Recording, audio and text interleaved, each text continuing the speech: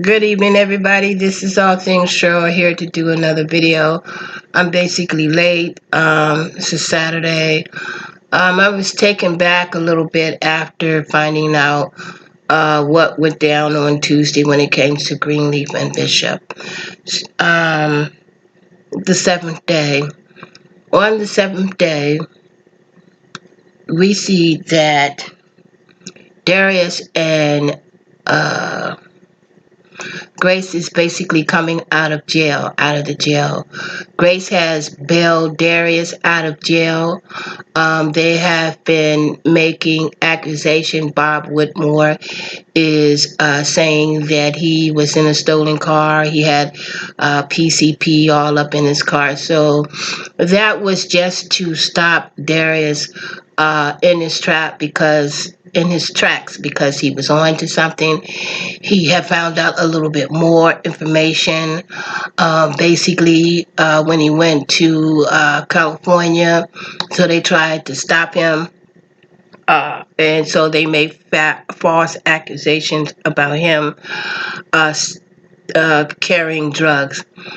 The bishop basically is still trying to persuade Lady Mea to marry him before basically Flag Day, and he brings to her on a tray the old ring that he presented to her on the first time that they got married. Basically, Lady Mea has turned the bishop down once again because she says she wants everyone to basically be on one accord.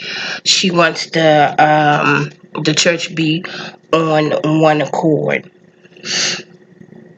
Zora is still up to her usual. Zora is still trying to get out of Dodge City. She's trying to go to New York City. So she goes in and she pesters her father. Her father is not really into it right now. Winky has just left. Karissa is no longer in the house, and Zora is basically trying to push the issue. Jacob has asked Zora to back off, and she's still pushing the issue. She wants to go to New York. Meantime, while Zora is up to her antics, we see that AJ and the bishop. Let's get AJ and the bishop kind out of the way. What happened was that the bishop and AJ basically met each other at the garage. The bishop kind of sort of lost his memory for just a brief second when he saw AJ come.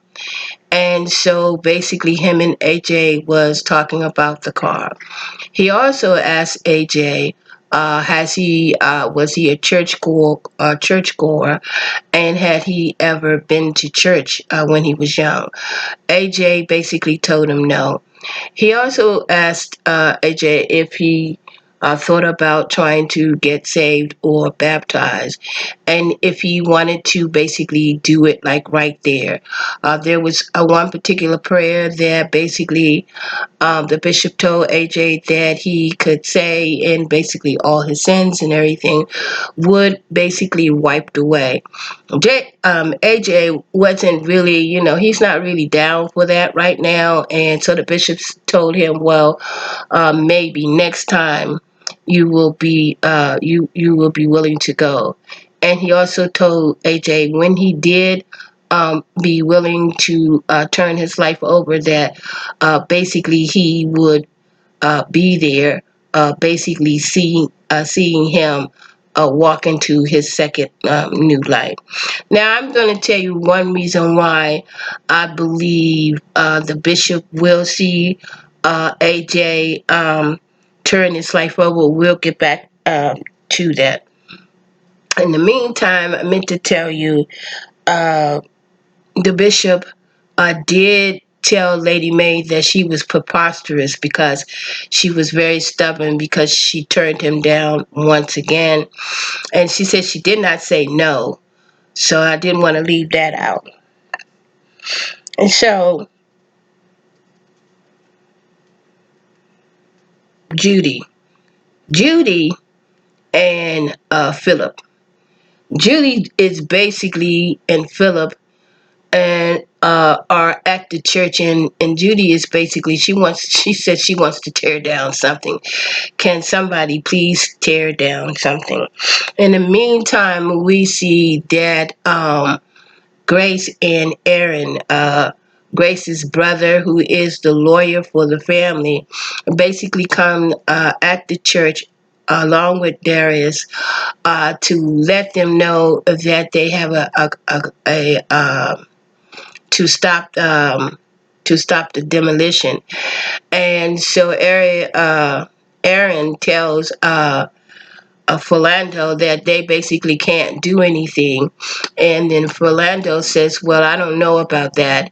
And the reason why Aaron says that they can't do anything is because, back, I think last year, when the flirtation between and the affair between Philando and Karissa got started, and Jacob and Karissa basically sold the land. Jacob had no idea that the land basically was H&H, but Karissa, she did know.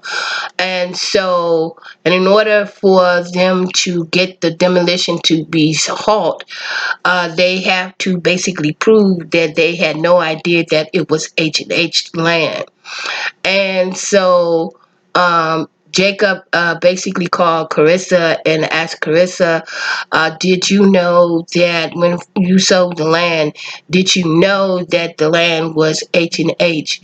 And so this is when Karissa says, I'm sorry, Jacob. So Karissa basically knew. So that's another reason why I think Jacob should go ahead with this divorce, even though it was her first time. But it's just a mere fact that she knew a lot of stuff, and she really, really did it to spite. Her and Lady Mea never got along, and she never did like living in the house of the green leaves, and so that's another reason why. And so while we're dealing with that, we see Noah. Noah comes in while at the church, while Aaron and them was presenting them with the paperwork to let Grace know that he has basically found the caretaker for Mrs. Davis. While we're dealing with that, we see that Noah and Grace is basically at the caretaker's house, and basically, asking him questions and things like that, asking him, do you know what was going on between the black gentleman that basically kept going back and forth, back and forth. And so the caretaker said no, they basically will argue all the time. He told Noah and Grace that he thought at one time, he thought that the gentleman was going to hit her, Mrs. Davis, so he would always come over to make sure that things was okay.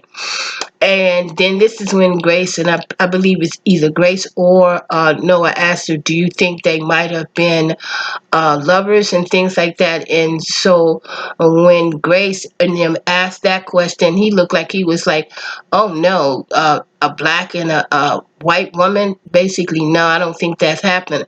And so Grace says, well, do you know who this man was? And then this is when we found out that the man that kept coming back and forth and kept saying a lot of things and towards Mrs. Davis was basically her son. So we find out that Rochelle and Tara's, that was the grandmother. In the meantime, we see Tara and Tara and Lady Mea sitting down trying to negotiate exactly how they want to deal with the fact that with the first will that was presented to the family.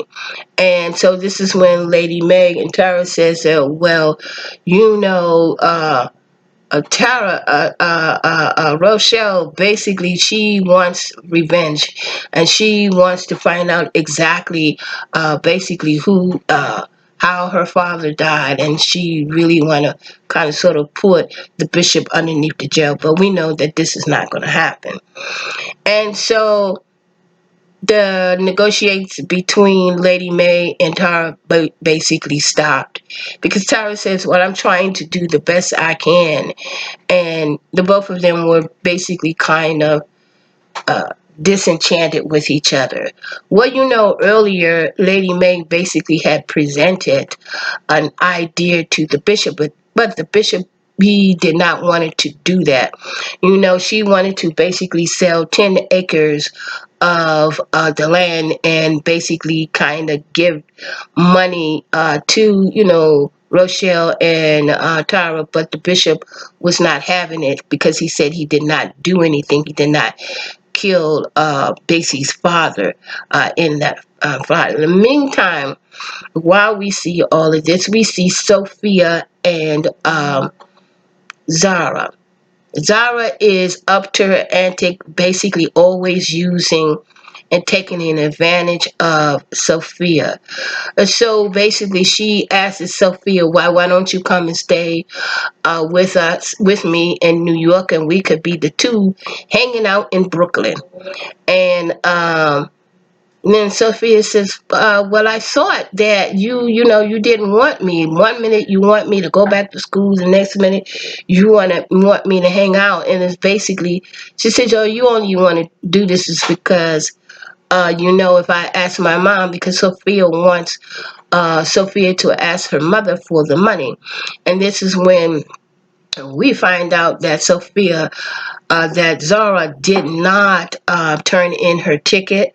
And she says that her father has no idea, but I think that's about to end. We don't know yet. And so Sophia said she didn't know, but she would basically think about it. While they're basically dealing with Sophia, we see that the bishop, Lady Mea, and Charity, basically they are basically sitting and looking at the news. Basically, what has happened is that Bob Withmore has announced the fact that he will be running for the Senate. And so this is when there was a debate between whether or not I don't know exactly what the debate was, but the bishop just said that this man was pure evil. And so when we find out that they are looking at this man getting ready to run for Senate, this is when Grace basically comes in and to let Lady Mea and the bishop knows that Tara and Rochelle has a grandmother. And this is when Grace told her father that Mrs. Davis is the black man who basically kept going back and forth. The caretakers said that that was Mrs. Davis's son. And so this is when the bishop, he looked kind of really complex. He was like, oh my goodness. And so this is when the bishop tells Grace to basically tell Rochelle and Tara to basically come to the church, as she really wants to know the true reason and how their father or how their grandfather or their father basically died in the church, for them to basically come at the church, and they will basically find out everything that they needed to find out about the fact that the bishop is did not kill her father in this fire. Excuse me, everybody. I think you hear me wheezing. I am an asthmatic. Excuse me for a minute.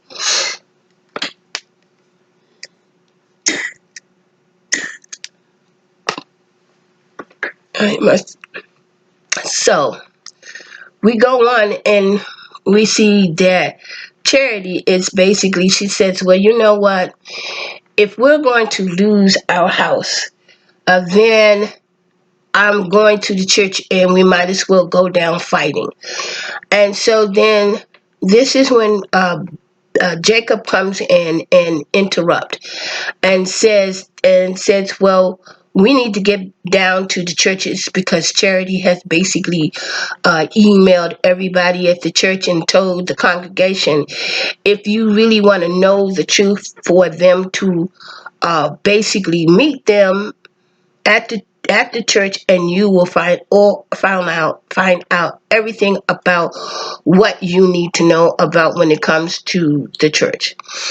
And so basically we get to the church, and when we get to the church we see Bob Withmore.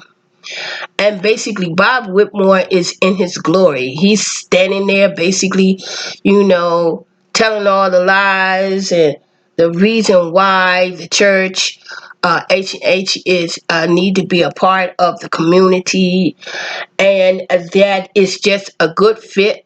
And we basically see Connie sitting there, basically listening. So we see everybody at the church, right? And so then all of a sudden, because Rochelle and her sisters basically at the church, right? And so Rochelle's thinking that she really gonna see something, but she ain't gonna see nothing. But anyway, we're gonna get more into it, right?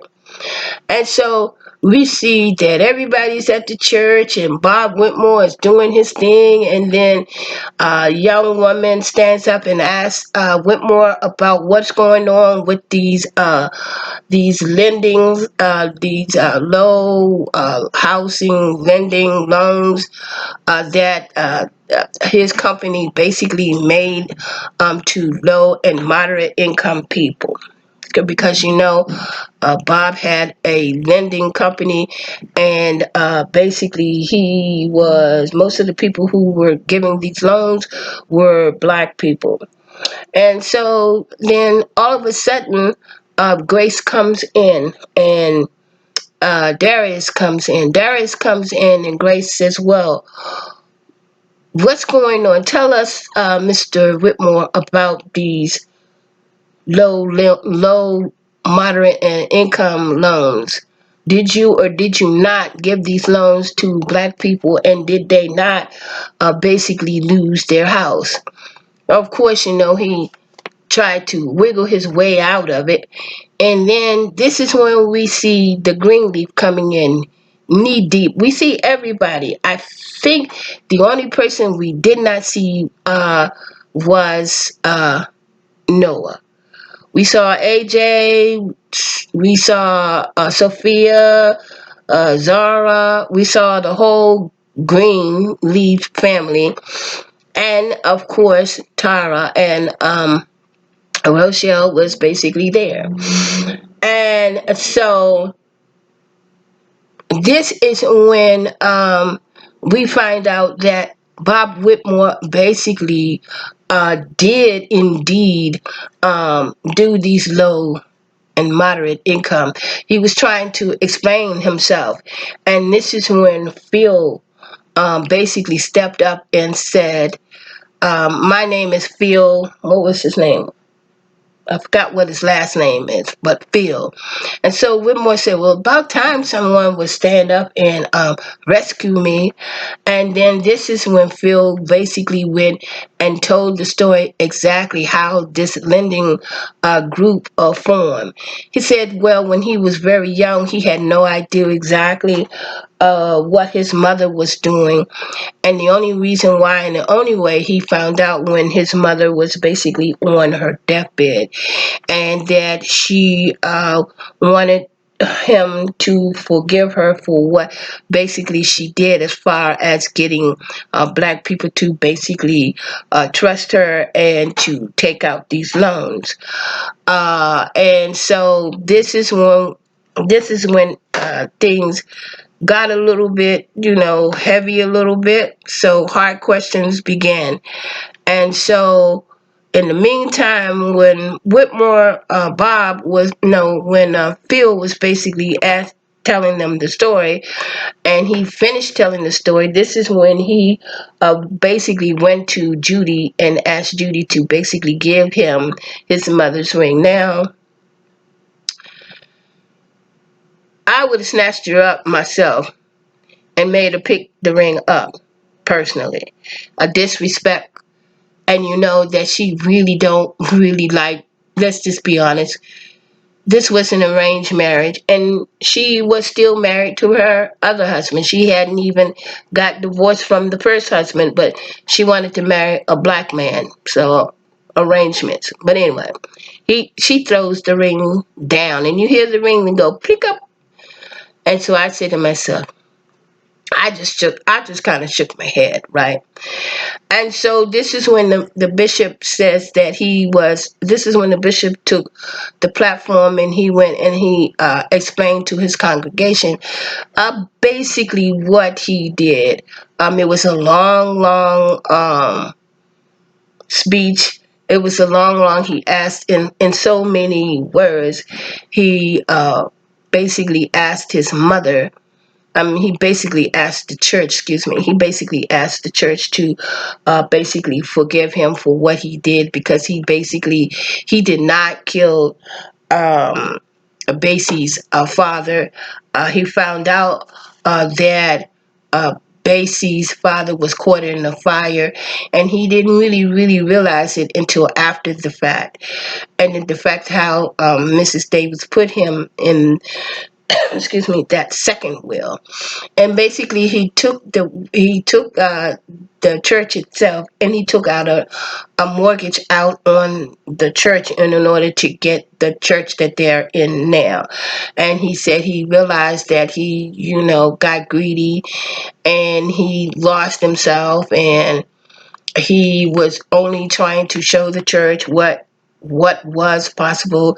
And of course everybody stood up and said, well, you showed us a lie. And so this is when Charity went into the song Amazing Grace.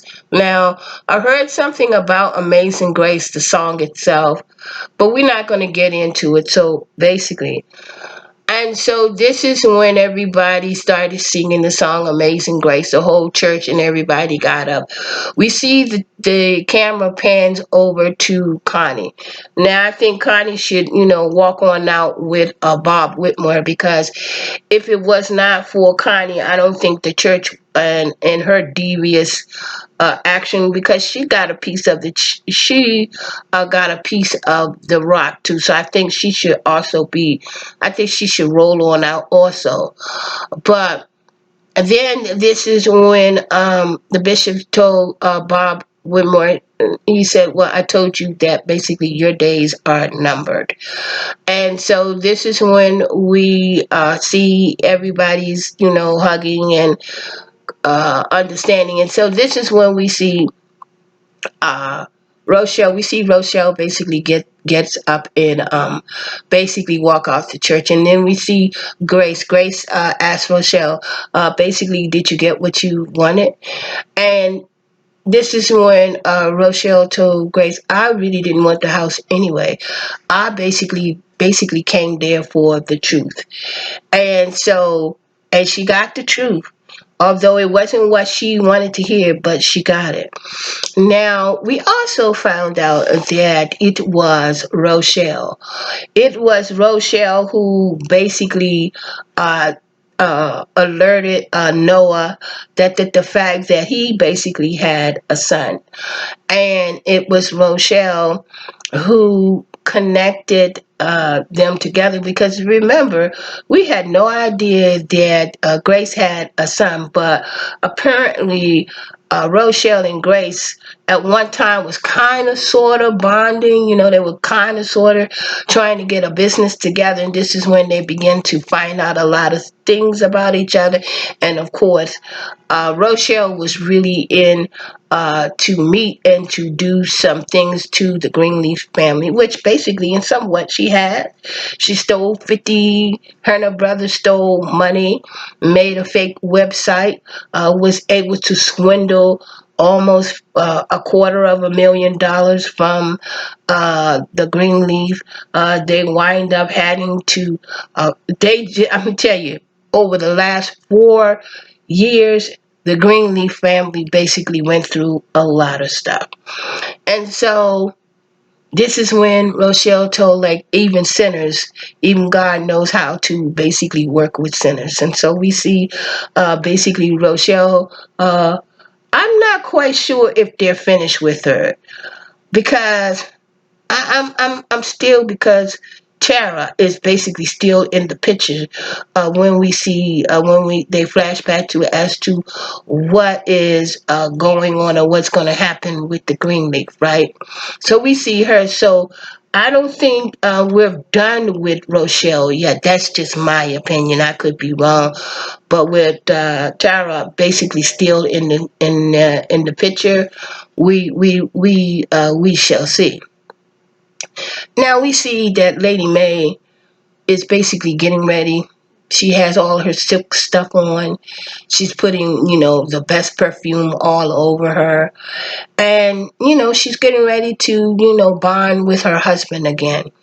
And so we see the bishop. The bishop is sitting in on the edge of the bed with the Bible in its hand.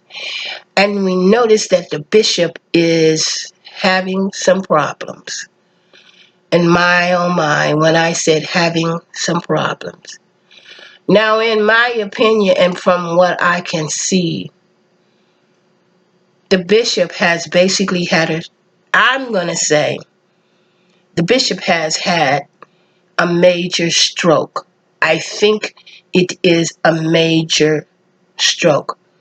Well, we don't know whether or not if he survived that stroke or if it was a heart attack. We don't know. The only thing we heard Lady Mea cry out in darkness. The usual ending, how they end with the music and everything. This time, no music, no nothing, pure silence. I was distraught. It took me a while to get myself together to basically do this review and recap on the seventh day. And I'm still kind of without words. So I'm going to leave it like this. I'm without words, but I needed to come and to do my review and recap when it comes to Greenleaf, because basically I have been following them for 5 years. Until the next time, this is All Things Cheryl. Please remember to click like, share the video, and become a subscriber. Thank all of you all who have been coming in and looking at, my reviews and things like that. And remember, the pandemic is still out here. And remember, still wash your hands, still wear a mask, protect yourself. Don't worry about what the next person is not doing. Make sure you do what you needed to do. And remember, love is specifically for everyone. Until the next time, I'll talk to you later. And on Sunday, Saturday, or maybe Monday, I'll give you a review of what's going down in the dirty, dirty South in Mississippi. Now, we rolled over to Memphis, and this is what was going on in Memphis. Now we're going to roll back to down in the dirty, dirty South in Mississippi. Chill. Till the next time. Peace.